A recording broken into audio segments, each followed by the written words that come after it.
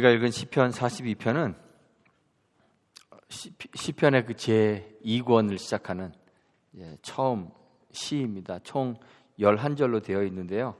이 시는 여러분들이 읽으시면서 지금 봉독하시면서 발견하셨겠지만 두 번 반복되는 후렴구가 있습니다. 5절과 11절이 그 후렴구입니다.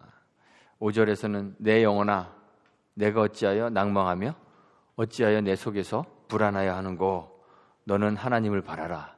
그 얼굴에 도우심을 인하여 내가 오히려 찬송하리로다. 이런 5절의 구절이 있습니다. 그런데 이 동일한 구절이 11절에서 약간 변형이 되어서 다시 한번 나타납니다.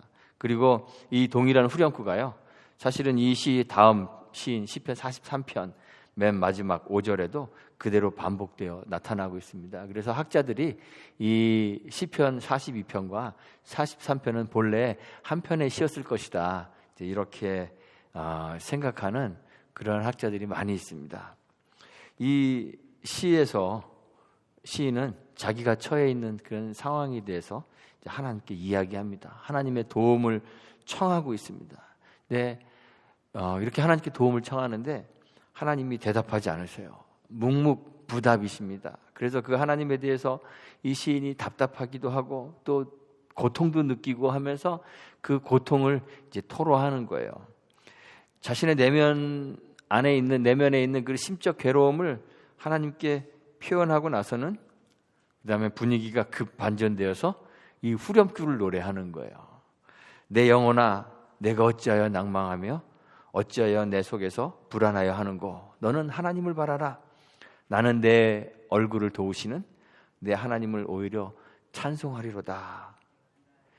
낭망하고 불안해하는 자신의 영혼을 향하여서 하나님을 바라라, 이렇게 권고하고 난 후에 나는 하나님을 찬송하겠다 결심하고 다짐하는 그러한 내용이 이렇게 3번 반복해서 나타납니다. 오늘 시를 보면 시인은 마치 목마른 사슴이 물을 찾기 위해서 필사적으로 헤매고 있는 것처럼 자기 자신은 하나님을 그렇게 찾고 있습니다. 나는 이렇게 하나님을 찾는 사람입니다. 이러한 노래로 시편을 시작합니다. 시인은 오늘날의 많은 신자들과 같이 썬데이 크리스찬 같이 보이지는 않아요. 썬데이 크리스찬이 뭔지 아시죠?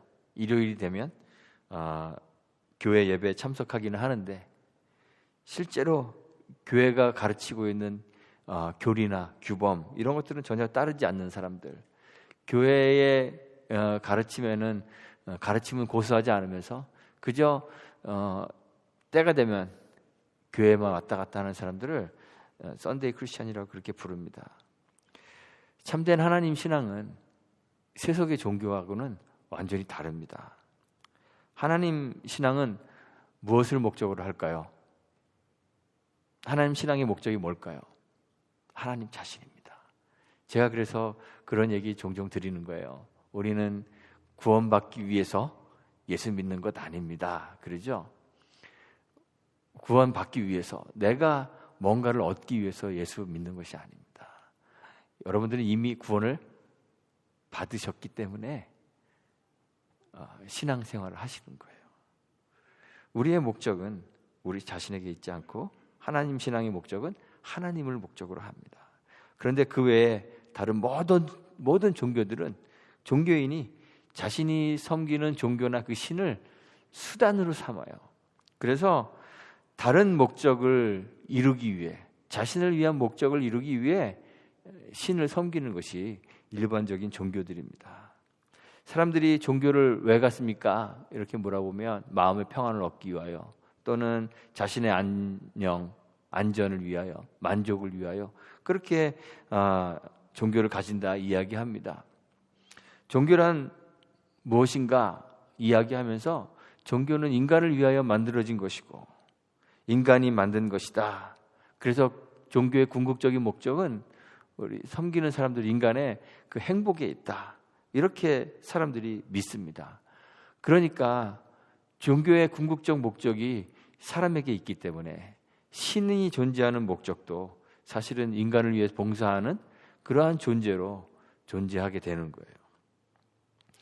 때로는 여러 종교를 갖고 있는 사람들이 자기의 종교를 위하여 자기의 시간도 바치고 또 물질도 바치고 열정도 바치고 하면서 신을 섬기고 있는 것 같지만, 사실은 모든 종교인들의 그러한 종교 활동 그 내면에는, 그 활동의 궁극적인 목적에는 자기 자신의 행복이 자리 잡고 있는 거예요.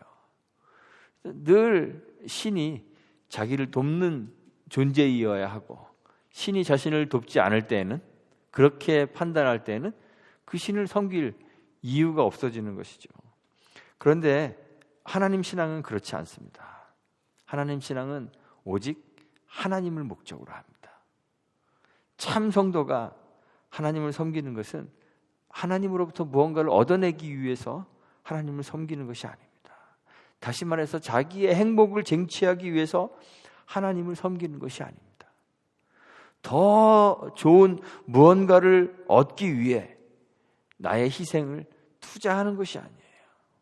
여러분들이 일주일에 한 번씩 교회 나와서 하나님을 섬기는 이 시간을 투자하는 것, 뭔가 다른 걸 얻기 위해서 시간을 투자하는 것이 아니에요. 내가 가진 소유 중에서 일부를 구별하여 하나님께 예물로 드리는 것, 그거를 드림으로 다른 어떤 것을, 더 좋은 어떤 것을 얻기 위하여 예물을 드리는 것이 아니에요.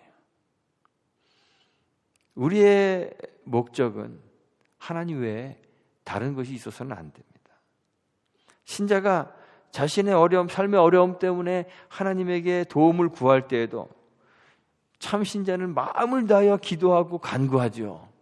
그러나 우리의 기도와 간구의 그 최종의 목적, 궁극의 목적에는 우리 자신이 있지 않기 때문에 그 결과가 어떠하든지 하나님이 우리의 기도를 들어주셔서 우리가 소원하는 것을 얻게 하시든지 아니면 그렇게 하지 않으시든지 그 결과를 하나님에게 맡기는 것이에요. 그게 참 신자의 생활의 신앙의 모습입니다.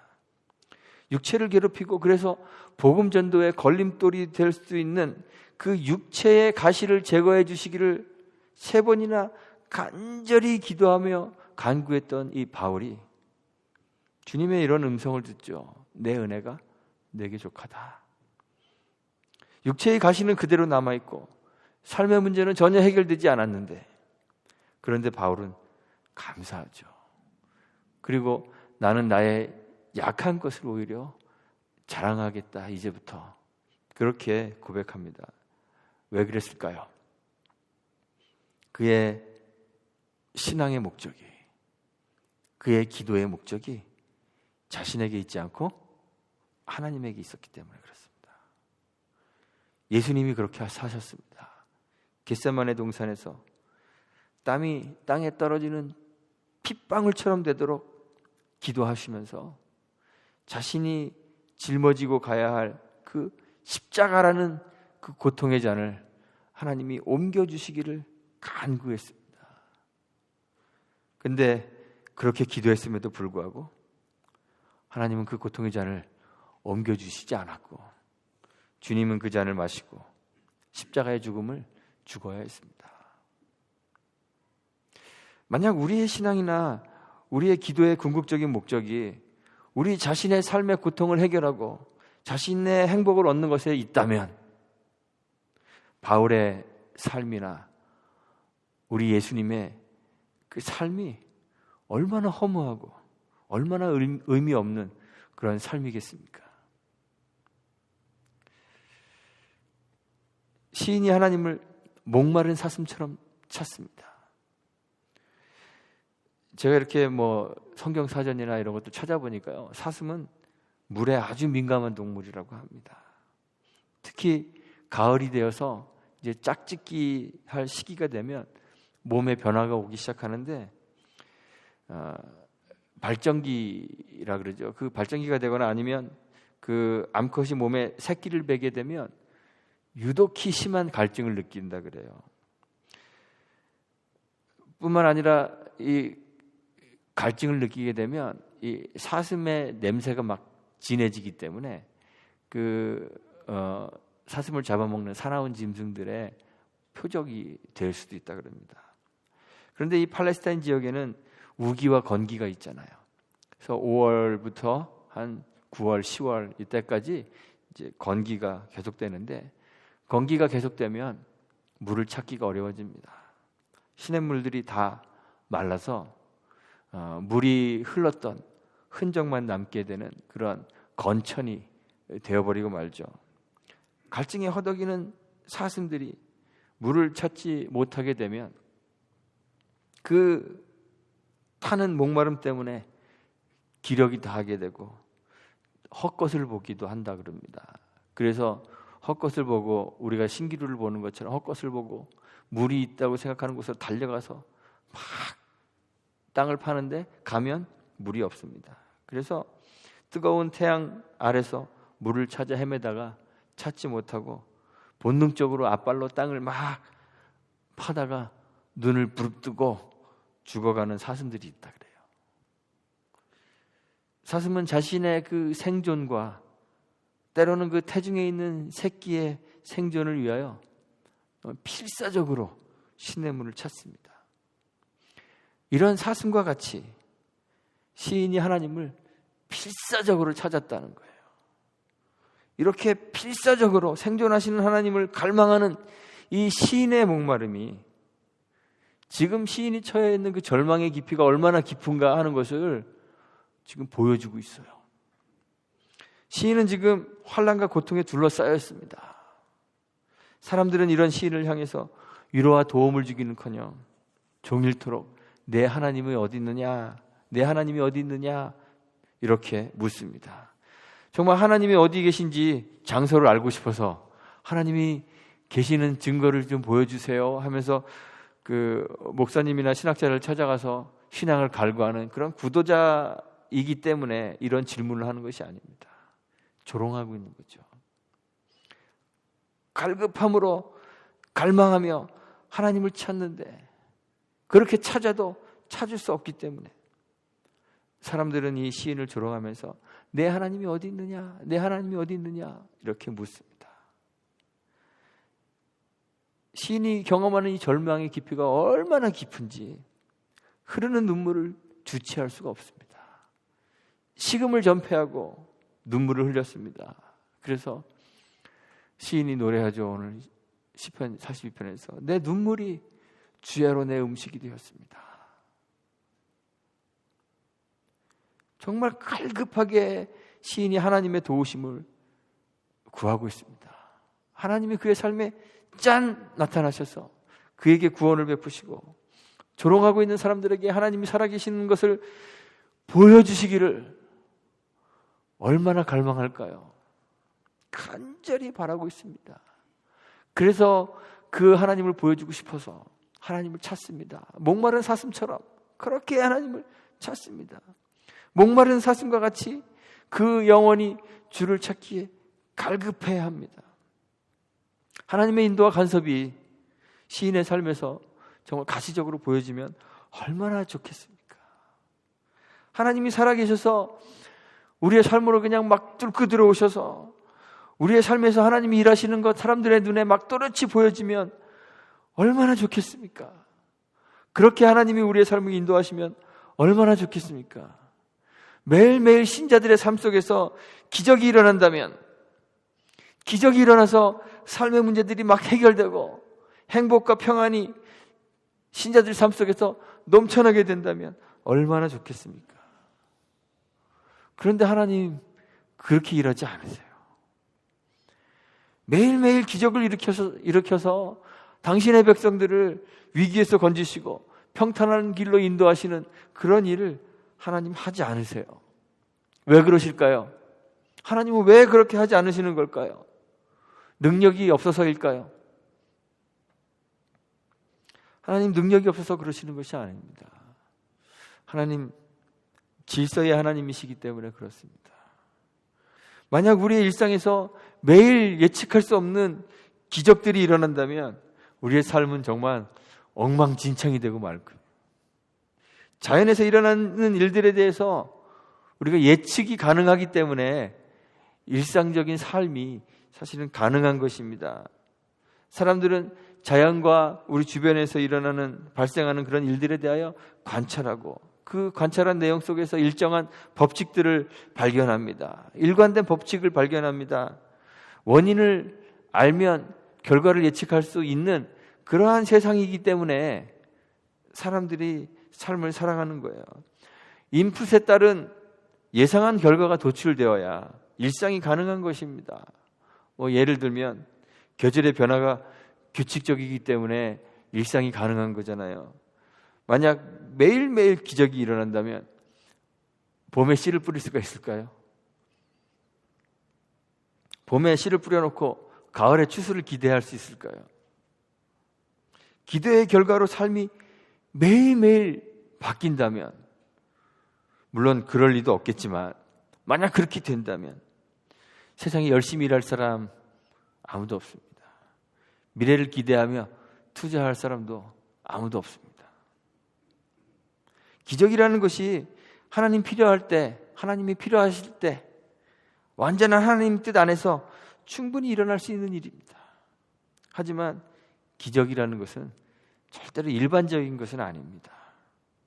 평범한 일상이 누구에게나 동일합니다. 신자에게나 신자 아닌 자에게나 누구나 동일합니다.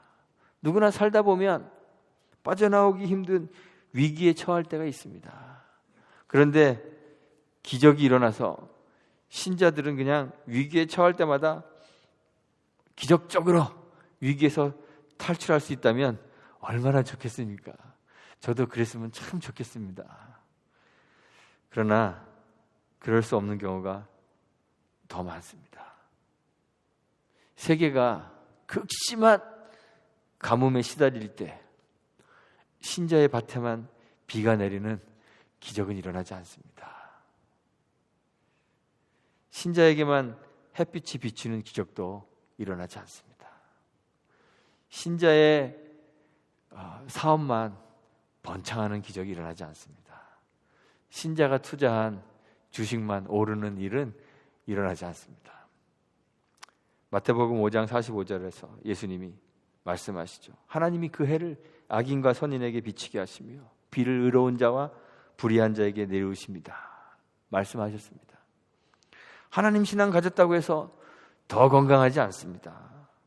하나님 신앙 가졌다고 해서 더 돈 잘 벌지는 않습니다. 하나님 신앙 가졌다고 해서 자녀들이 더 좋은 직장에 들어가고 더 좋은 학교에 가는 것은 아닙니다. 모든 사람에게 인정받고 그런 거 없습니다. 그런 기적 잘 일어나지 않습니다. 그런데 그런 기적이 나타나지 않는다는 것이 하나님 부재의 증거는 아닙니다. 그것이 하나님을 찾는 궁극적인 목적도 아닙니다. 신자의 신앙과 삶의 목적은 신자에게 있는 것이 아니라 하나님에게 있기 때문에 오늘 시인은 이 목마른 사슴과 같은 절망 가운데에서도 하나님을 찬송합니다. 낭망하며 불안해하는 자신의 영혼을 향해서 하나님을 바라라고 요청합니다. 그리고 찬송을 결단합니다. 내 영혼아, 내가 어찌하여 낭망하며 어찌하여 내 속에서 불안하여 하는고? 너는 하나님을 바라라. 그 얼굴의 도우심을 인하여 내가 오히려 찬송하리로다. 하나님을 찬송합니다. 시편에 보면 시인은 과거 하나님이 함께 하셨던 일들을 또 기억해 봅니다. 하나님이 부재하는 것 같은 절망에서 벗어나기 위해서 과거의 기억을 되살려 보는 거예요. 속에서 낭망이 되어서 요르단 땅과 헬몬과 미살산에서 주를 기억한다 그랬습니다. 이 지명이 의미하는 것이 무엇인지 정확하게 알 수가 없습니다. 시인이 방문했던 그러한 지역들을 이야기하는 것인지 아니면 하나님과 동행했던 어떤 특별한 기억이 있는 장소인지 아니면 시인이 있는 곳이라면 어디서든지 내가 하나님을 찬송하겠다, 기억하겠다 이런 의미에서 모든 땅을 말하는 어떤 대표적인 것인지 잘 알 수가 없습니다. 그런데 어떤 의미로 사용되었던지 간에 시인은 지금 자신과 함께 했었던 그 하나님의 임재를 한번 의도적으로 생각해 보는 거예요. 그런데 그렇게 하나님을 생각해 봐도 시인이 경험하고 있는 이 절망의 고통을 해결하지는 못해요. 오히려 오늘 성경에 보니까 주의 폭포 소리에 깊은 바다가 서로 부르며 주의 파도와 물결이 나를 엄몰합니다. 두려움을 호소해요. 하나님에 대한 기억을 되살려 보는데도 오히려 두려움이 나를 둘러싸는 거죠. 갈증을 해소해 줄 것 같은 시냇물을 내가 지금 찾고 있는데 불러도 응답하지 않으시는 그 하나님의 냉담함 때문에 오히려 과거의 하나님과의 그 기억이 마치 귀를 찢으며 으르렁거리는 폭포의 소리처럼 들리는 것입니다. 세상을 삼켜버리는 깊은 바다의 성난 파도처럼 시인을 두렵게 하고 혼란스럽게 만드는 거예요. 목을 축일 물을 구했는데 나를 엄습하는 깊은 바다와 파도 같은 그러한 물이 나를 오히려 혼란스럽게 만드는 거예요. 하나님 나를 완전히 잊어버리셨습니까? 이런 절망에 쌓이게 되는 거예요. 이제는 원수의 압제로 인하여 매일 슬픔에 쌓여 있고 대적이 조롱하며 비방합니다. 그래서 9절에서 노래하잖아요. 내 반석이신 하나님께 말하기를 어찌하여 나를 잊으셨습니까? 하나님 이제는 나를 완전히 잊어버린 겁니까? 내가 어찌하여 원수의 압제로 인하여 슬프게 다니나이까? 내 뼈를 찌르는 칼같이 내 대적이 나를 비방하여 말합니다. 내 하나님이 어디 있느냐? 내 하나님이 어디 있느냐 하도다.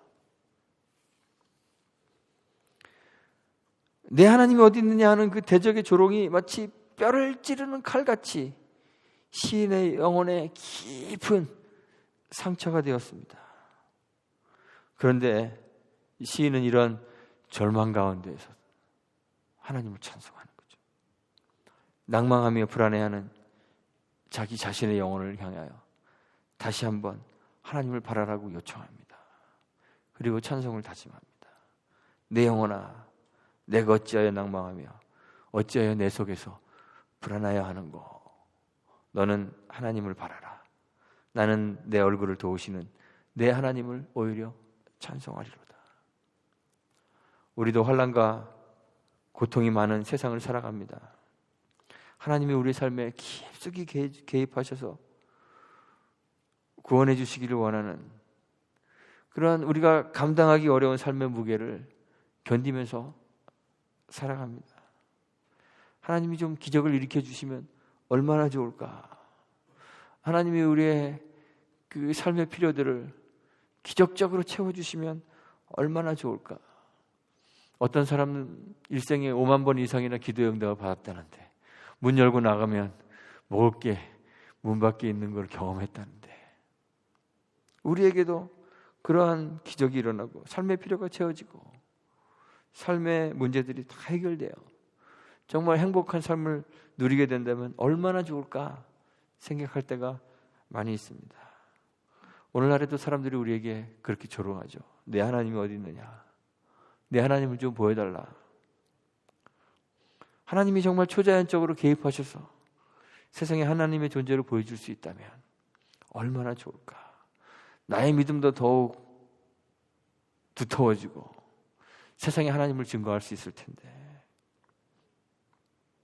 우리 교회도 그렇습니다. 하나님이 좀 기적적으로 역사하셔서 성장과 부흥을 안겨주신다면 얼마나 좋을까. 아침에 일어났는데 우리 교회가, 멋있는 우리 교회가 뚝 생겨져 있고 거기에 교인들이 가득 차 있고 우리 신자들의 신앙의 모습은 좀 신실한 신앙의 모습을 가지고 있고 얼마나 좋을까. 그런데 하나님 신앙은 우리가 목적이 아닙니다. 하나님이 목적이십니다. 시인은 시냇물을 찾기에 갈급한 목마른 사슴과 같은 절망적인 상황 가운데서도 하나님이 우리의 유일한 예배의 대상이시며 우리의 삶과 신앙의 유일한 목적이시기 때문에 오히려 하나님을 찬송합니다. 우리도 하나님을 찾아도 찾아지지 않고 하나님은 보이지 않는 것 같은 이 세상을 살아가지만 시인과 같이 갈급함으로 하나님 찾는 사람들이 되어야 합니다. 그리고 하나님 부재의 그 깊은 절망 속에서도 다른 것 때문에 하나님이 나에게 이걸 해주셔서, 하나님이 내 삶의 문제를 해결해 주셔서, 하나님이 내 육체의 질병을 고쳐주셔서, 하나님이 내 경제적 어려움을 해결해 주셔서가 아니라 그냥 하나님이 우리의 삶과 신앙의 유일한 목적이시기 때문에 낭망하거나 불안하지 않고 하나님을 바라며 하나님을 찬송하는 그러한 신앙인들이 되시기를 간절히 소망합니다.